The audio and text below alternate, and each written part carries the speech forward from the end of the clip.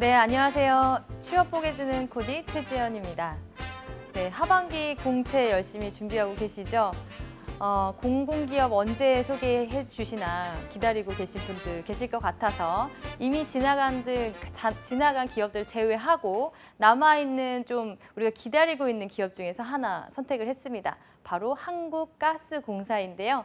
아마 기다리신 분들은 오늘 방송 보시면서 지원 같이 해보시면 좋을 것 같습니다. 네, 기업 분석하고요. 채용 과정하고 그리고 오늘은 직무 분석을 하고 서류 전형까지 하는 걸로 하겠습니다. 왜냐하면 이번 전형에서 면접 전형이 없기 때문에 이 네 가지 순서로 보내드리도록 하겠습니다. 네, 첫 번째 그러면 우리 코가스, 한국가스공사 어떤 회사인지 한번 보도록 하겠습니다. 네, 코리아 가스 코퍼레이션 해서 코가스로 우리가 줄여서 부르고 있는데요. 한국가스공사법에 근거해서 안정적, 장기적으로 가스 공급으로 국민 생활의 편익을 증진하고 공공복리 향상에 이바지하는 기업이다라고 보시면 돼요.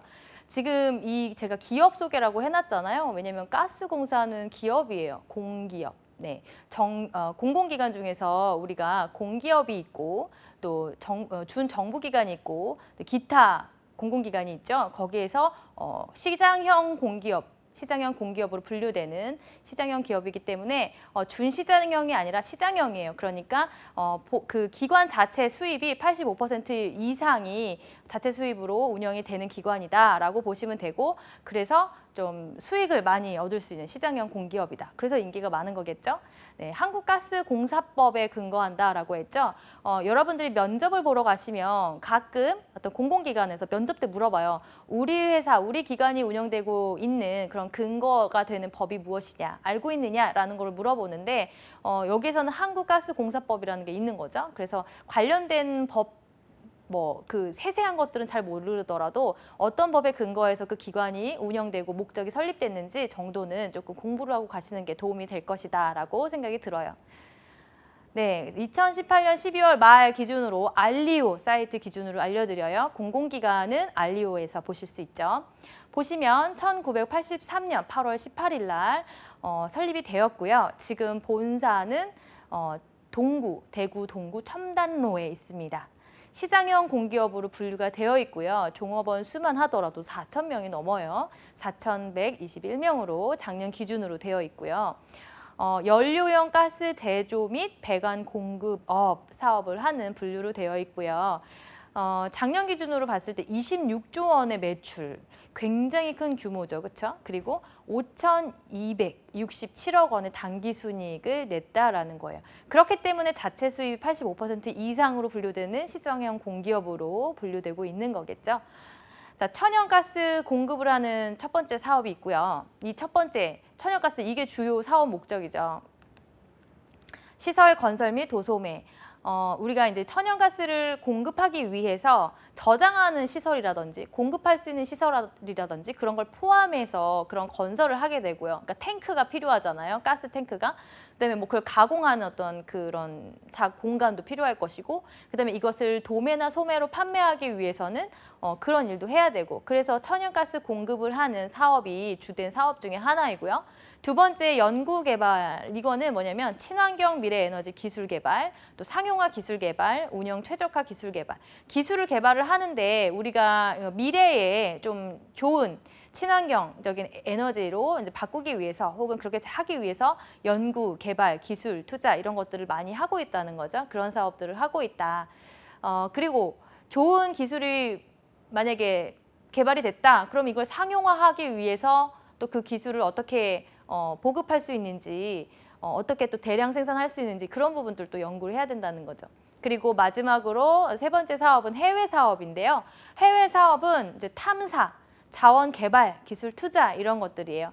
그래서 협력해서 해외 어떤 다른 나라와 협력해서 하는 일들도 있고 근데 자원을 개발하기 위해서 탐사나 자원 개발을 하는 그런 사업을 하고 있습니다. 그래서 크게 세 가지 파트로 사업을 구분해 볼 수 있다는 거죠. 코가스의 12대 전략과제라고 해서 지금 홈페이지에 나와 있는 내용들이에요. 거기에서 올해 중점적으로 보겠다고 했던 게 제가 이제 컬러링을 해놓은 건데 가스 사업 공공성 강화, 해외 사업 성과 창출, 그다음에 신에너지 사업 활성화, 연료 전환 확대, 일자리 창출 나눔, 일하는 방식의 혁신. 이거를 제가 왜 보여드리냐면 그 기관이나 산업의 이슈를 꼽을 때 이 기관이, 이 기업이 지금 현재 중점적으로 보고 있는 과제, 달성하려고 하는 미션, 좀 중요하게 생각하는 가치는 무엇인가 이런 것들을 좀 참고하면 이슈를 찾거나 이 기관을 분석할 때 좀 도움이 되거든요. 그래서 우리가 12대 과제 중에서 좀 우선으로 올해는 중점적으로 꼽을 게 지금 6가지이다, 6개이다라고 해놨어요. 그래서 그것과 관련된 어떤 이슈나 뭐 이런 것들을 좀 조사를 하면 더 도움이 되겠죠. 이런 것들을 참고해서 이제 코가스 핫 이슈를 저도 3개를 한번 꼽아봤어요. 그래서 첫 번째 이슈는 액화 천연가스 개별 요금제 도입.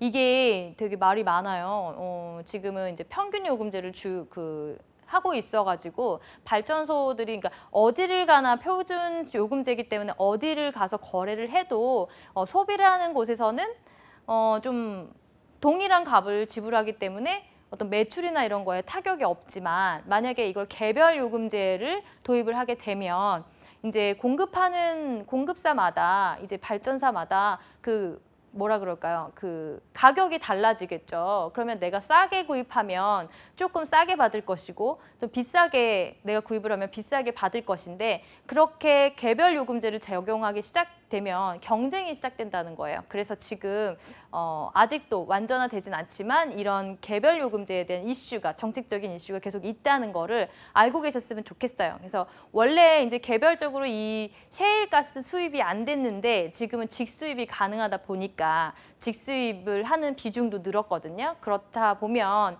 지금 개별 요금제를 도입했을 때 가격에 따라 이제 매출이 달라질 수 있어서 이제 발전사들은 이런 부분들에 조금 어려움이 있겠죠. 그래서 그런 이슈들이 있다라는 거고요.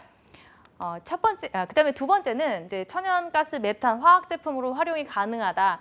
이거는 제가 이제 다른 방법으로 좀 활용할 수 있는 부분들을 또 뭐가 있을까라는 건데 분명히 지금 우리가 하는 천연가스와는 다른 부분인데 지금 최근에 이슈 중에 뭐냐면 이 천연가스를 자연의 어떤 물질과 같이 좀 만들어서 효모작용을 만들어서 그래서 이제 이거를 촉매제로 기능을 해서 화학 제품으로 활용할 수 있는 어떤 연구가 개발됐다라는 게 지금 이제 이슈가 나왔어요. 그래서 본다면 우리가 이제 꼭 이 연료 외에도 다른 방식으로 좀 구성해서 사업 다각화를 할 수 있지 않을까 이런 가능성을 보여주는 연구들을 좀 내가 조사를 하다 보면 뭔가 제안을 할 수도 있고 어떤 뭐 공부를 하는데 도움이 될 수도 있고 그렇죠? 그래서 두 번째는 좀 다른 용도로 사용할 수 있는 어떤 자원에 대한 아이디어를 좀 얻으시라고 두 번째 이슈를 꼽아봤습니다.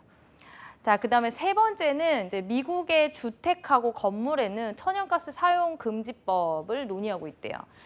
이미 시행하고 있는 데도 있어요. 그래서 미국에서는 새로 신규로 건축이 되는 그 건물과 주택에는 천연가스가 전혀 사용이 안 되고 전기만 쓸 수 있게끔 뭐 이런 식으로 법안이 발의된 그런 그 주가 있고 그리고 지금도 시애틀에서도 이제 이런 게 논의가 되고 있고 그렇다 보니까 이런 천연가스를 공급하는 어떤 공급사라든지 어떤 그런 인프라가 이미 갖춰져 있는 그런 회사들은 기관들은 좀 위기의식을 느끼는 부분이 있다. 물론 이건 미국 사례이긴 하지만 우리가 어떤 해외 그런 이슈들도 가지고 와야 되기 때문에 알고 있어야 뭔가 해외 어떤 사업이라든지 참고할 수 있고 또 우리도 앞으로 대처를 어떻게 할 수 있을지 고민해 볼 수도 있고 이제 그런 이슈이기 때문에 저는 이제 세 번째로 미국에서 이런 사용 금지법이 있었다라는 거죠. 그래서 내가 만약에 찾지 않아도 좀 관심도 산업에 대한 관심을 확인해 보려고 하는 그런 기관들 입장에서는 혹시 이거에 대해서는 어떻게 생각하세요? 라고 물어볼 수도 있기 때문에 여러분들 좀 관심을 가지고 미리 공부를 해보셨으면 좋겠습니다. 자, 채용 절차로 넘어가 볼게요. 채용 절차로 넘어가면 이게 이제 이번 하반기 2019년 하반기 채용 기준을 가져온 건데 이번 채용은 지금 체험형 인턴이에요. 그래서 정규직 입사가 아니라 기간이 완료되면 그냥 계약이 소멸되는 그 기간 그 어떤 관계가 소멸되는 그런 체험형 인턴이죠. 그럼에도 불구하고 소개해드리는 이유는 공공기관을 목표로 하는 분들이라면 체험형 인턴이라도 경험을 하시는 것이 다른 공공기관을 들어갔을 때 가점을 받을 수 있고 그 경험사항을 같이 쓸 수가 있어요. 그래서 체험형 인턴이라고 해서 좀 내가 너무 이렇게 관심을 갖지 않는다 이러지 마시고 인턴을 할 수 있는 지금 상황이 시간이 되신다면 체험형 인턴을 좀 해보셨으면 좋겠어요. 그러니까 채용 전환형이면 참 좋겠지만 그렇지 않더라도 지금 아직 학생이거나 학기를 마쳐야 되거나 아니면 지금 당장 취업을 하기에는 내가 조금 뭐 부족하거나 아니면 당장 뭐라도 해야 되거나 여러 가지 각자의 사정이 있을 거 아니에요. 그럴 때 체험형 인턴 너무 주저하지 말았으면 좋겠다. 그런 입장에서 체험형 인턴이지만 소개를 해드리고요. 인턴은 8주입니다. 그래서 공공기관을 목표로 하시는 분들은 어떤 기업, 어떤 업종에 있더라도 그런 경험을 다 이제 우리가 인정을 해주기 때문에 이런 경험을 좀 쌓으셨으면 좋겠다. 생산, 공급 이렇게 해가지고 보니까요. 지금 인천, 평택, 통영, 삼척, 제주, 뭐 서울, 뭐 강원, 전북, 대구 뭐 쫙 있어요. 그래서 지금 사무는 사실 우리가 뭐 가스로 내가 들어온다고 하지만 다른 기관을 가도 사무행정이 항상 있거든요. 그러니까 이제 기술만 조금 비슷하게 찾아간다면 괜찮겠죠. 그래서 이런 그 TO를 보고 총 지금 80명을 뽑아요. 체험형 인턴 같은 경우에는. 그래서 좀 경험을 해보시라, 좀 지원을 해보시라 라는 말씀을 좀 드리고 싶고 채용 프로세스 굉장히 간단해요. 왜냐하면 지금 이제 이 인턴 프로세스 같은 경우에는 뭘 많이 하지 않아요. 그래서 지금 우리가 서류 내면 바로 자소서 평가 들어가고요. 그 다음에 어학 성적 평가 들어가고요. 그리고 자격증 평가 들어가고요. 그리고 나서 이제 최종 합격이 돼요. 그래서 합격이 되면 8주간의 근무를 마치고 이제 관계가 소멸이 된다라는 거죠. 어학 성적은 우리가 알고 있는 것처럼 토익, 토플, 탭스, 오픽, 토익 스피킹에 한해서만 인정을 하고요. 그 다음에 자격증 같은 경우에는 고급 자격증, 기사, 뭐 산업기사, 기능사 있는데 분야별로 다 있겠지만 고급 자격증이라고 한다면 뭐 우리가 대표적으로 보면 뭐 회계사, 변호사 이런 것들 다 고급 자격증이라고 하죠. 그리고 어학 성적에서 제가 영어 기준으로 말씀드렸는데 다른 언어 같은 경우에는 또 참고 그 파일을 보시면 확인하실 수가 있어요. 여기서 보면 우리가 100점 만점으로 서류 평가를 하는데 자소서 평가가 40점이에요. 비중이 높죠. 필기를 보지 않기 때문에 자소서를 40점이나 본다는 거, 어학 점수도 40점이나 본다는 거, 그 다음에 이제 자격증을 20점 보니까 자소서를 일단 뭐 우리가 공들여서 쓸 수밖에 없는 입장이죠. 자, 그러면 이제 자소서를 잘 쓰기 위해서 직무기술서를 먼저 분석을 해보도록 할게요. 자, 직무기술서를 일단 여기에서 체험형 인턴 같은 경우에는 사무 하나, 기술 하나 이렇게 나눠져 있거든요. 그래서 사무를 보면 일단 직무 수행 내용을 쭉 읽어보세요. 그러면 경영 기획, 그렇죠? 경영 목표를 달성하기 위해서, 그 다음에 인사, 효율적으로 인적 자원을 관리하기 위한 일, 구매 조달, 뭐 필요한 자원을 구매하고 뭐 계약을 체결해야 되는 일, 그 다음에 뭐 국가 계약 체결, 그 다음에 사회공헌 업무라든지 뭐 영업이라든지 홍보라든지 이런 업무를 사무 직군에서 하고 있다라는 거고 지금 우리가 중점적으로 봐야 되는 거는 역량 부분이죠. 역량 부분은 늘 강조해서 얘기하지만 KSA 구분해서 이해할 수 있어야 되고 그 구분해서 이해는 하지만 세 개를 다 통합해서 내가 어필할 수 있어야 되고 쓸 수 있어야 되고 물어보면 대답할 수 있어야 돼요. 자, 지식 부분에서 이제 사업계획 수립, 그 다음에 자원계획 수립, 회계, 결산 이런 것과 관련돼서는 개념을 알고 있어야 된다. 지식 머리로 이해하는 거. 그 다음에 인사 관련해서는 임금관리, 복리후생 제도에 대한 이해 이런 것들은 아마 회사를 가면 회사마다 다르기 때문에 알려주실 거예요. 그러니까 이런 부분은. 그 다음에 구매 조달, 그 다음에 국제 계약 체결, 무역, 영어 지식 이런 부분이죠. 무역 영어를 처음부터 요구하지는 않을 거고 어학 점수로 대체하는 수준으로 보신다고 보면 되고 일단 뭐 회계 같은 경우에는 대차대조표, 손익계산서 지금은 그걸 통합해서 보지만 그런 구분조차 못한다면 사실 좀 심각하다고 보시면 돼요. 필요 기술로 넘어와서 내가 할 수 있는 거, 분석 결과를 검토하는 능력, 보고서를 작성하는 기술. 그러니까 우리가 일반적으로 뭐 MS 오피스, 그러니까 공공기관에서는 한글을 쓰죠. 그래서 그런 부분들, 그러니까 소프트웨어, 문서 작성 소프트웨어를 잘 쓸 수 있어야 돼요. 데이터 다루는 툴도 잘 할 수 있어야 되고요. 그 다음에 이제 기초 통계 같은 것들 가지고 할 수 있어야 되고, 법령을 이해해서 그걸 잘 적용할 수 있는 기술, IT 프로그램에 활용할 수 있는 기술, 뭐 이런 것들 요구하고 있고요. 직무 수행 태도 에디티브 부분에서는 우리가 이제 보통 성격 부분이나 아니면 행동, 자세 부분을 얘기를 하는데, 세심하고 주의 깊은 태도, 이거는 사무일이뿐만 아니라 어느 직군을 가도, 어느 직무를 가더라도 세심하고 정확하게 일하기 위해서는 사려 깊은 태도, 이런 걸 가지고 있어야 돼요. 적극적이고 수용적인 태도, 관련 자료를 취합하고 분석하는 치밀한 자세. 굉장히 치밀성을 여기 직무기술서에서는 세밀하고 치밀하다를 하고 있는데, 아마 숫자를 다루는 어떤 구매나 예산이나 또 임금, 어떤 비율, 상정 이런 것 때문에 아마 그렇게 키워드를 좀 강조해서 쓰신 것 같아요. 책임감 있는 자세, 상대방과 원활한 소통, 이런 부분들이 있다라는 거죠. 그런데 우리가 따로 평가를 하지 않기 때문에 기초 능력은 뭐 시험을 보진 않지만 어쨌든 알아두세요. 문제 해결 능력, 의사소통 능력, 대인관계 능력, 수리 능력, 직업윤리와 관련해서 중요하게 보고 있다. 이 사무 직무에서는 이렇게 이해를 하시면 되겠고, 그래서 자소서를 쓸 때 내가 지원하는 부분이 사무이라면 KSA에서 나와 관련된 강점이 될 수 있는 걸 꼽아서 잘 기술을 하는 게 중요하겠죠.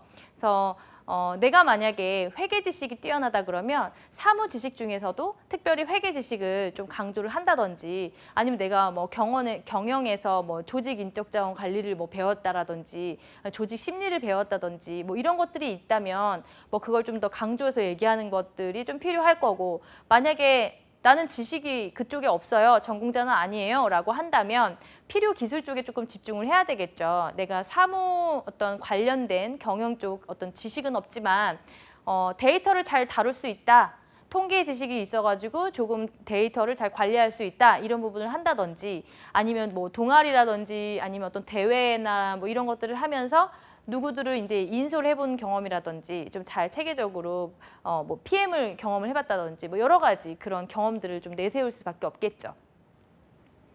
자, 그러면 기술로 넘어가서요. 기술은 어떤 일을 하냐면 산업용 설비와 환경 관련 기계 설비를 활용해서 뭐 시운전도 하고 관리도 한다. 그 다음에 뭐 안정적인 전원 공급을 위해서 뭐 이렇게 한다. 그 다음에 뭐 화학 공정을 안전하고 뭐 운전하기 위해서 뭐 관리를 하고 이렇게 한다. 뭐 이런 부분이죠. 그래서 보면 이제 이것도 KSA에 집중해서 좀 해석을 하셔야 되고요. 건설 기계 종류, 특성, 기자재, 장비 구성 이런 것들의 지식이 있어야 된다. 사실 뭐 건설 기계 같은 것들을 뭐 우리가 뭐 학교에서 배우신 분들은 모르겠지만 잘 모른다고 해도 메커니즘 정도를 알고 계시면 좋을 것 같고, 설비 부품, 설비 보지 유지 보수 지식, 설비 전산 지식 이런 것들이 있는데, 이거는 전공자들이라면 기초 지식 수준 안에서 이해하고 넘어갈 수 있는 수준이라고 저는 생각이 들어요. 그다음에 필요 기술로 넘어와서 기계 장비 유지 보수 지원 능력, 뭐 운전 지원 능력 이런 것들인데, 이거는 인턴 과정을 통해서 실제로 시운전을 하는 거는 배우게 되실 거고, 만약에 배치가 되신다면. 그다음에 운용 방법 습득, 지원 능력, 그리고 기본적으로 공통사항에 보면은 똑같이 법령을 이해하고 활용할 수 있는 기술, 그다음에 문서 작성 기술, IT 프로그램 활용 기술, 뭐 정보 수집 활용 기술 이렇게 되어 있어요. 그러니까 필요 기술에 있는 그 기술 부분들을 보면 실제로 내가 수행해서 결과를 낼 수 있느냐 없느냐를 따지면 돼요. 지식과 기술을 자꾸 헷갈려 하시는 분들이 있는데, 지식은 내가 머리로 이해하는 수준이고 기술은 내가 할 수 있는 행동으로 산출해서 그 결과를 만들어낼 수 있는 능력 수준이에요. 그래서 그걸 구분할 수 있으셔야 되고요. 여기에서는 안전, 그러니까 가스 공사기 때문에 내가 만약에 설비와 기기를 다룬다면 안전사항을 당연히 준수하려는 그 태도, 그다음에 안전을 유지하려는 태도, 이런 것들을 굉장히 중요하게 봐서 특히나 공공기관에서는 자주 물어보는 질문 중에 하나가, 여기에서는 이제 면접이 없어서 안 물어보겠지만 자주 물어보는 질문 중 하나가 그거예요. 원칙을 중요시하세요? 융통성 혹은 유연성 혹은 효율성을 중요시하세요? 이걸 꼭 물어봐요. 그랬을 때 기관의 특성을 잘 파악하고 대답을 하시는 게 좋다. 특히나 안전을 요하고 어떤 표준이나 이런 준수 이런 것들에 좀 많은 롤이 들어간 직무를 수행하시는 지원하시는 분들은 당연히 원칙을 준수한다고 대답을 하시는 것이 훨씬 좋은 대답이죠. 그래서 직무 수행 태도로 넘어오면 이제 그 안전 수준 그 준수하는 의지 포함해서 뭐 도면을 잘 검토하는 능력, 그런 태도, 적극적인 협조 자세, 뭐 긍정적이고 뭐 논리적인 태도, 책임감. 근데 긍정적이고 논리적이고 책임감 이런 것들은 대부분의 공통적인 어떤 부분이라고 생각하시면 되겠습니다. 네, 팀 활동에서는 당연히 부정적인 사람보다 긍정적인 사람 좋아하고 정확하게 또 책임감 가지고 있는 사람들 좋아하니까요. 여기에서 기술 부분에서는 의사소통 능력, 수리 능력, 문제 해결 능력, 기술 능력 이런 것들을 요구하고 있습니다. 그래서 내가 지원하는 분야가 기술 쪽이라면 기술에서 중요하게 생각하는 그 직무 좀 정리하신 걸 숙지하신 다음에 나와 연결고리를 잘 찾아야 되겠죠. 그래서 학창 시절 혹은 뭐 내가 졸업한 지 좀 됐다 하면 내가 그 최근에 수행한 어떤 프로젝트나 경험들을 잘 연결해서 쓸 수 있어야 되겠다라는 것을 말씀드립니다. 자, 그러면 이제 네 번째로 넘어와서 자소서 작성법을 볼게요.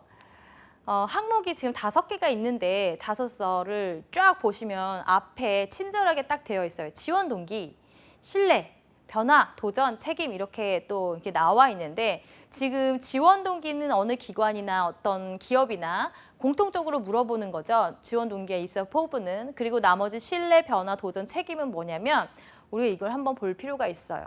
이 코가스의 핵심 가치가 신뢰, 책임, 변화, 도전이에요. 그래서 여기에서 정의한 걸 먼저 알고 우리가 임의대로 해석하지 않으려고 하는 그런 주의점을 가지고 먼저 이걸 읽어야 되는데 여기서 말하는 신뢰, 상호 존중과 공정성을 바탕으로 서로 협력하고 공동의 성공을 실현한다.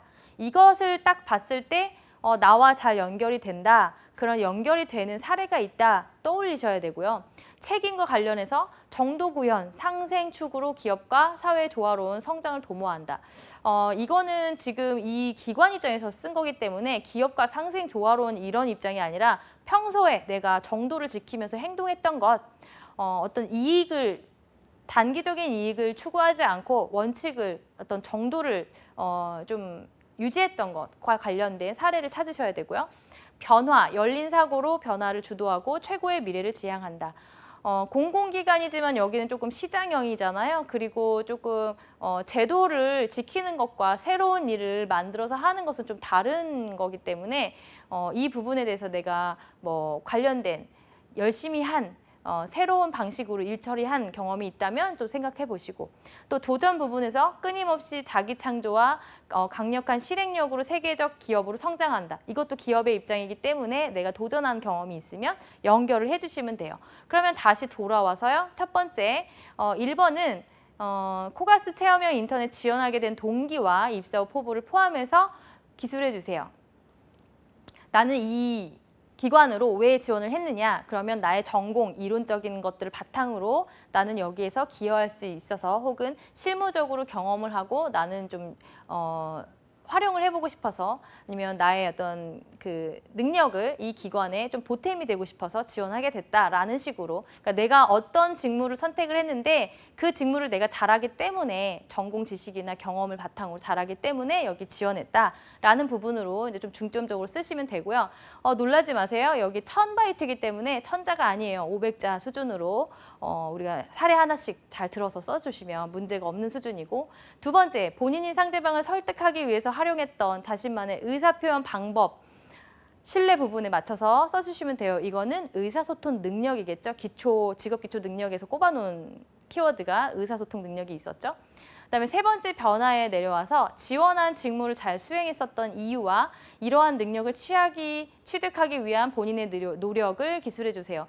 이거는 어떤 직업기초 능력에 있었던 키워드는 아닌데 내가 그 프로젝트라든지 다른 업무를 수행하면서 좀 조금 더 전문성을 높이기 위해서 학교 공부던 아니면 그 교회에 나와서 공부던 아니면 공부가 아니라도 일경험이 아니더라도 다른 동아리 경험이든 뭐 준비든 대회 준비든 여러 가지 찾으시면 될 것 같고, 네 번째 도전, 해결하기 어려웠던 문제를 극복한 경험에 대해서 기술해 주십시오. 이것도 해결하기 어려웠던 문제를 관계를 중심으로 풀어가면 여러분 굉장히 위험한 그리고 또 어려운 문제예요. 그래서 사람 문제로 가져가지 마시고 전공 문제 아니면 프로젝트 과제 수행 문제에서 이런 부분 해결이 어려웠는데 내가 뭐 유튜브를 찾아서 독학을 했다, 아니면 선배나 교수님을 찾아가서 조언을 얻었다, 아니면 전에 했던 그런 것들을 찾아봤다, 아니면 뭐 전공 지식이나 이론을 좀 적용해서 한번 해봤다, 시뮬레이션을 해봤다, 여러 가지 노력들이 있을 거잖아요.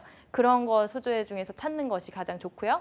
5번으로 내려가서 직업윤리 물어보죠. 왜냐하면 공공기관이기 때문에. 네. 그래서 직업윤리가 무엇이고 직업윤리가 왜 중요한지 가치관을 중심으로 기술해 주세요라고 했어요. 이렇게 되면 1, 2, 3, 4번, 5번은 다 쓰실 수가 있어요. 그러니까 직업윤리랑 관련된 거 뭐냐면 우리가 안전 그리고 공공성이라는 것은 지키면서 이 기업을 그 기업 안에서 직무를 수행해야 되기 때문에 여러분들이 유혹에 흔들리지 않고 누가 보지 않더라도 나의 원칙과 소신과 규칙을 잘 준수해서 실행했던 것들을 경험을 잘 활용해 주시면 돼요. 마찬가지로 각 항목별로 제목을 달아주시고요. 네, 오늘 제가 선택한 기업은 코가스, 한국가스공사이고요. 이번에는 체험형 인턴을 소개해드렸지만 다음에는 또 정규직 소개를 해드릴 수 있는 기회가 됐으면 좋겠습니다. 네, 체험형 인턴이라고 주저하지 마시고 많은 경험 쌓으시길 바라고요. 여러분 하반기에도 꼭 취업 성공하시길 바랍니다. 시청해주셔서 감사합니다.